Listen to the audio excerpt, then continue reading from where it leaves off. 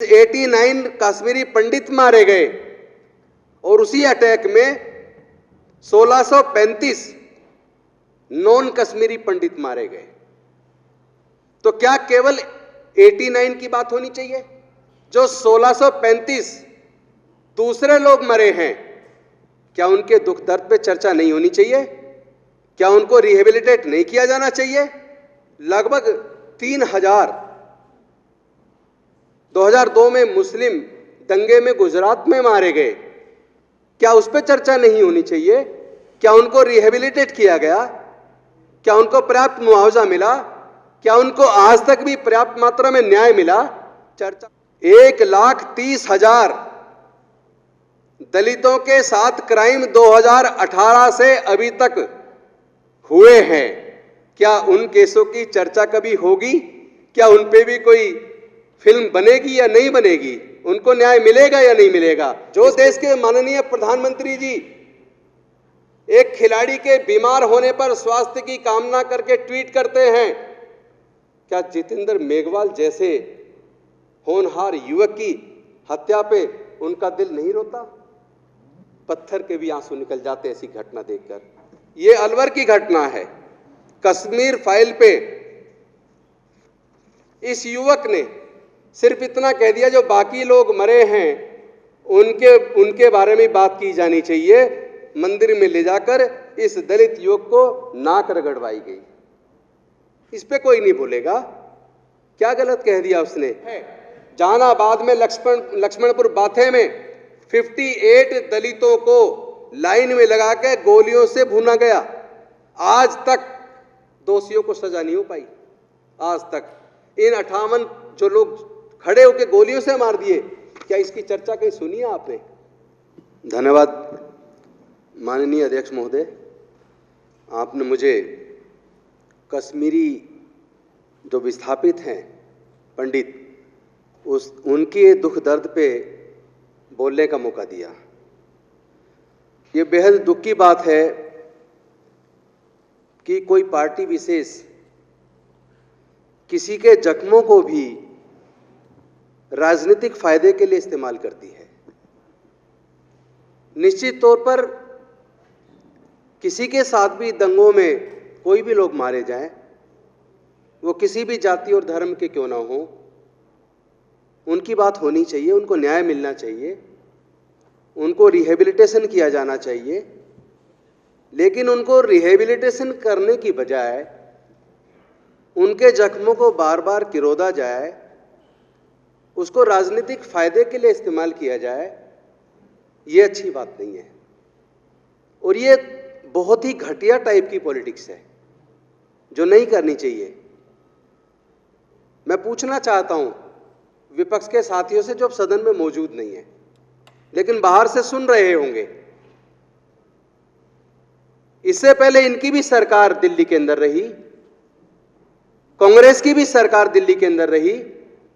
उस वक्त भी कश्मीरी जो शिक्षक थे, जो कॉन्ट्रैक्ट पे थे, उनको रेगुलराइज करने का काम बीजेपी या कांग्रेस की सरकार ने नहीं किया। उनको रेगुलराइज करने का काम अरविंद केजरीवाल की सरकार ने किया है। केवल दिखावा और ढोंग करने से काम नहीं चलेगा। आपको सच्चाई के साथ पीड़ित लोगों के साथ खड़ा होना होगा। न केवल उनको मरहम लगाने की जरूरत है, बल्कि उसके साथ साथ उनको पुनर्स्थापित करने की भी जरूरत है। आज इसमें सदन के माध्यम से, आपके माध्यम से एक बात और कहना चाहता हूं। ये आरटीआई के माध्यम से जवाब मिला है 27/11/2021 को। इसका जवाब deputy superintendent of police headquarter Srinagar ने दिया है, जिसमें उन्होंने बताया कि 1990 में टेररिस्ट अटैक के द्वारा 89 कश्मीरी पंडितों की हत्या हुई और उसके बाद विस्थापन हुआ। बीजेपी इसको बार बार राजनीतिक फायदे के लिए भुनाती आई है। मैं बीजेपी से भी और दूसरी पार्टी कांग्रेस वगैरह उनसे भी पूछना चाहता हूं कि 89 कश्मीरी पंडित मारे गए और उसी अटैक में 1635 नॉन कश्मीरी पंडित मारे गए। तो क्या केवल 89 की बात होनी चाहिए? 89 की भी बात होनी चाहिए, उनको भी रिहेबिलिटेट किया जाना चाहिए। लेकिन इसके साथ साथ जो 1635 दूसरे लोग मरे हैं, क्या उनके दुख दर्द पे चर्चा नहीं होनी चाहिए? क्या उनको रिहेबिलिटेट नहीं किया जाना चाहिए? क्या ये न्याय होगा? और उसमें भी वहां जो दलित और पिछड़े रहते हैं, क्या उनके विस्थापन पे या उनके साथ जो अत्याचार वहां हुआ उसके ऊपर, उनके लोग जो मारे गए उसके ऊपर, क्या उसके ऊपर चर्चा नहीं होनी चाहिए? उनको तो कोई मुआवजा भी नहीं दे रहा। वो तो जहां क्लस्टर में रह रहे हैं वहां उस मकान पूरी जिंदगी बीत गई, उसको उसका मकान का हक भी नहीं मिल रहा। इस पे भी चर्चा होनी चाहिए अध्यक्ष जी। और साथ साथ आपके माध्यम से मैं कुछ पॉइंट आपके सामने रखना चाहता हूं। चूंकि ये मौका है, इस सदन के माध्यम से सच्चाई पूरे देश के सामने आनी चाहिए। किसी के साथ भी जुल्म हो तो हमारा ये फर्ज बनता है कि हम उसके मुद्दों पर बोलें। आपको याद है गुजरात के अंदर जिस तरह ट्रेन के अंदर जो लगभग 80 के करीब लोग जलाए गए, बहुत ही गलत हुआ। उसमें भी ये तथ्य शायद यहां सदन में किसी को पता नहीं होगा,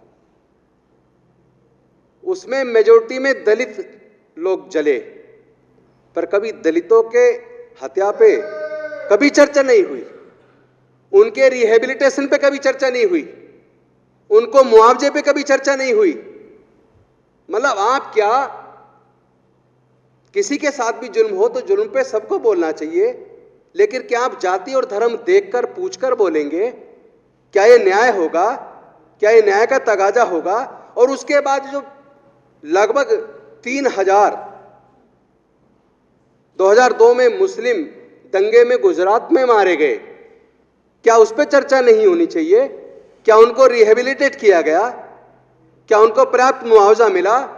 क्या उनको आज तक भी पर्याप्त मात्रा में न्याय मिला? चर्चा तो इस पे भी होनी चाहिए। वो कौन लोग हैं जिनका इस्तेमाल, जिनका ब्रेन वॉश करके, जिनका इस्तेमाल बेकसूर लोगों की हत्या करने के लिए करवाया जाता है? जो लोग ये हत्या करवाते हैं, जो लोग ये षड्यंत्र करते हैं, क्या उनको भी कभी सजा मिलेगी या नहीं मिलेगी?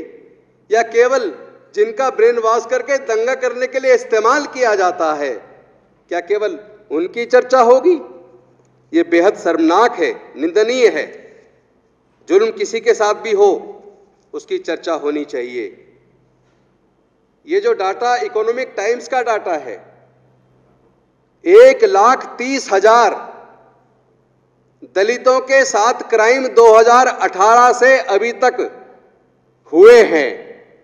और उसमें सबसे ज्यादा शर्म की बात यह है, जहां बीजेपी की सरकार है और या कांग्रेस की सरकार है, मैं दोनों को कहना चाहता हूं, यूपी टॉप पर है, दूसरे नंबर पर बिहार, तीसरे नंबर पर राजस्थान।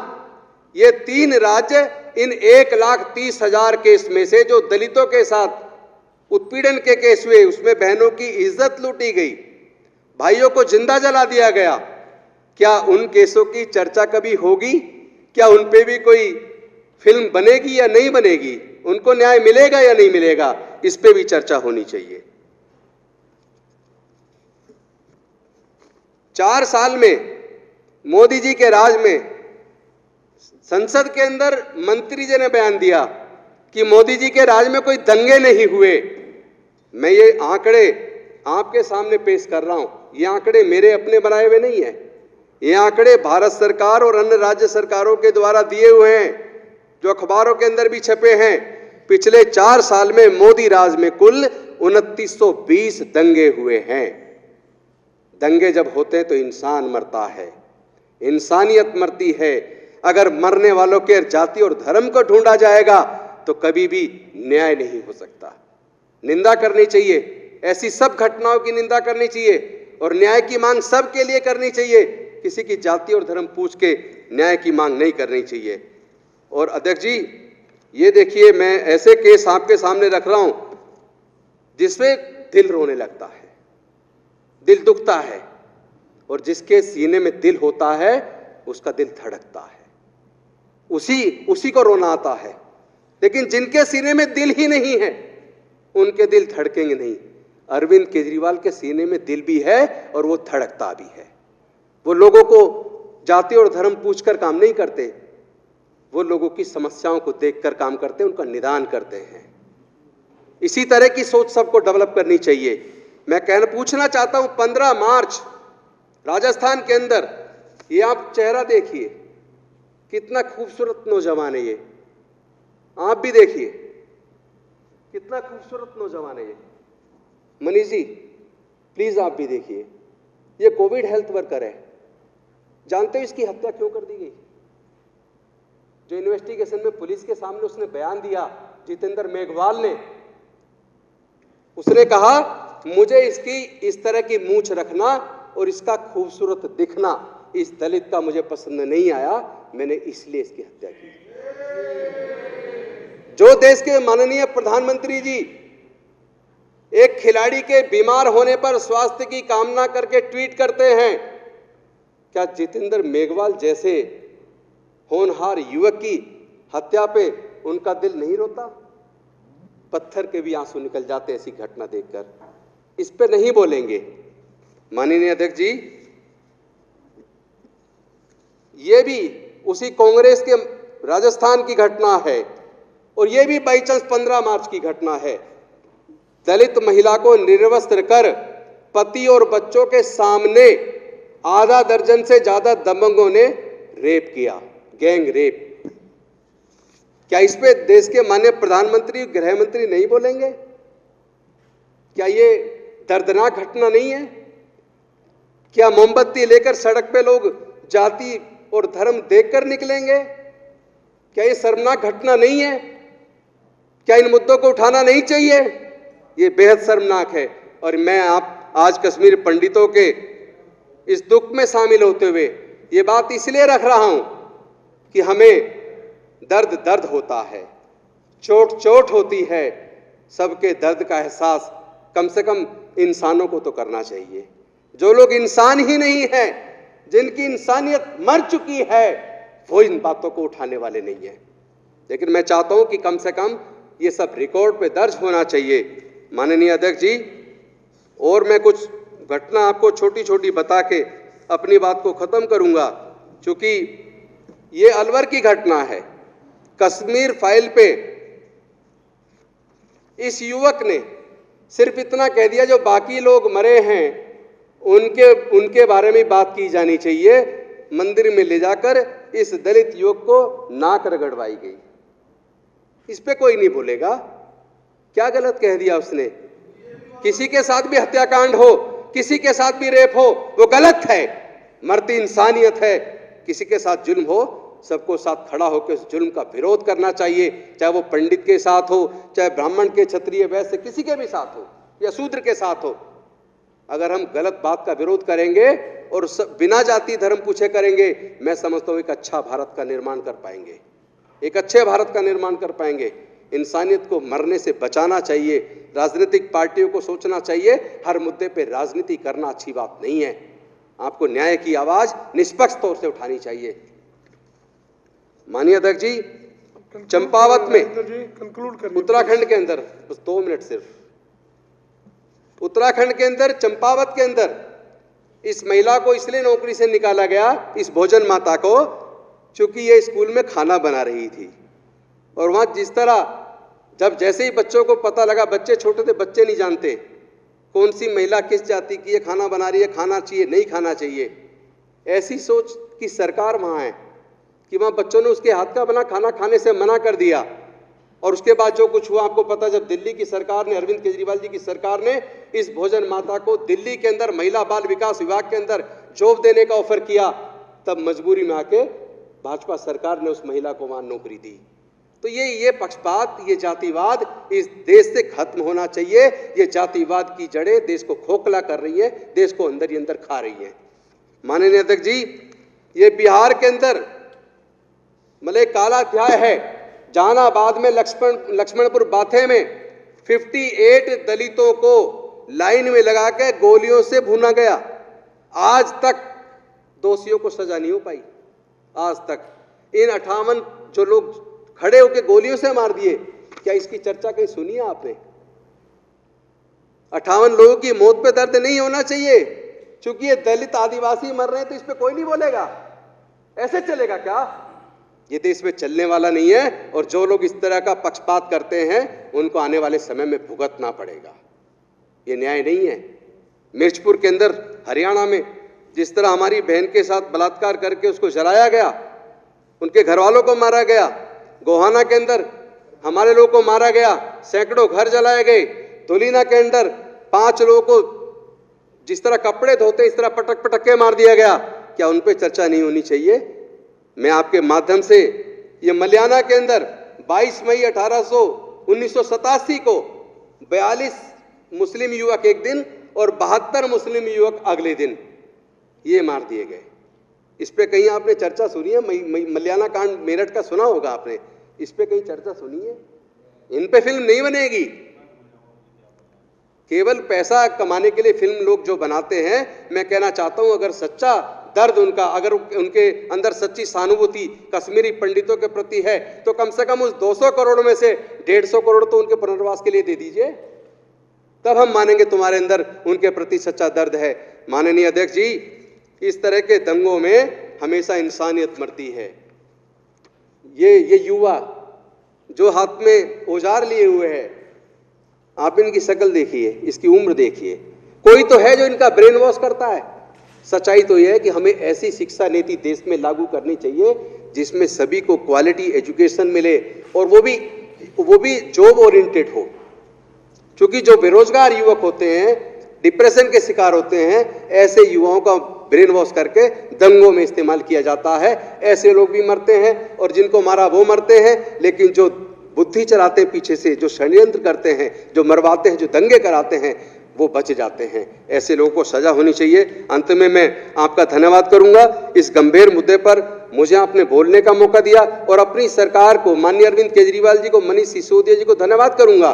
इन्होंने कम से कम सच मायने में जो कश्मीरी पंडित है, जो अध्यापक थे 100 से भी ज्यादा थे, उनको रेगुलराइज करके उनके दर्द को सही मायने में समझा और उसको सही, यही सच्ची सहानुभूति दी। दिल्ली के अंदर जो कश्मीरी पंडित हैं उनको जो मुआवजा राशि दी जाती है तब से ही दी जा रही है। मुझे याद है 1995 के अंदर 30 हज़ारी कोर्ट में 16,54,689 रुपए की कश्मीरी पंडित फंड की चोरी हुई थी। इसलिए मुझे याद है कब से, 95 का तो मुझे याद है, कितने सालों से उनको जो मुआवजा दिया जा रहा है उसमें केंद्र सरकार भी देती है और एक हिस्सा दिल्ली की सरकार भी देती है। मुझे लगता है निष्पक्ष रूप से इस पे भी चर्चा कर लेनी चाहिए।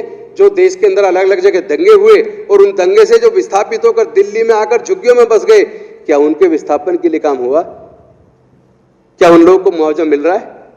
मुआवजा हर उस व्यक्ति को मिलना चाहिए जो दंगे से प्रभावित है, निष्पक्ष रूप से मिलना चाहिए, उनको रिहेबिलिटेट किया जाना चाहिए।